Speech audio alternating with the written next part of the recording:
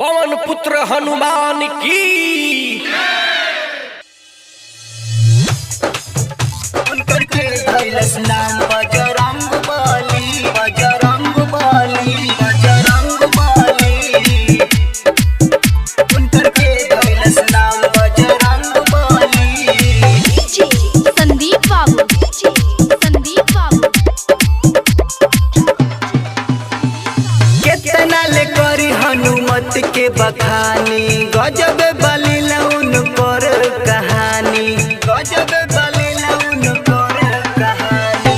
कितना ले करी हनुमत के बखानी, गजब बली लउन पर कहानी। खाली नाम हबे बड़का कम दो बंगुबाली, खाली नाम हबे बड़का कम दो बंगुबाली। उनकर के धैलस, उनकर के धैलस, उनकर के धैलस नाम बजरंग बली। उनकर के धैलस नाम बजरंग बली। उनकर के धैलस नाम बजरंग बली। संदीप बाबू, उनकर के धैलस नाम बजरंग बली, बजरंग बली, बजरंग बली। उनकर के धैलस नाम बजरंग बली, बजरंग बली, बजरंग बली। लाल लाल देहिया बा रूपबा निराला, पूजे न नारी पुरुष काहे पूजे जाला, काहे पूजे जाला। लाल लाल देहिया बा रूपबा निराला, पूजे न नारी पुरुष काहे पूजे जाला।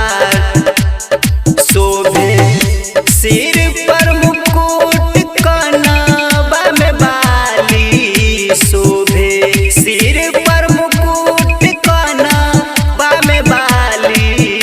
उनकर के धैलस, उनकर के धैलस, उनकर के धैलस नाम बजरंग बली। उनकर के धैलस नाम बजरंग बली। उनकर के धैलस नाम बजरंग बली। उनकर के धैलस नाम बजरंग बली, बजरंग बली, संदीप बाबू, बजरंग बली। सियापति राम के लिहलन दिल में बसाई, करेला रातो दिनो उनके सेवकाई, उनके सेवकाई। सियापति राम के लिहलन दिल में बसाई, करेला रातो दिनो उनके सेवकाई।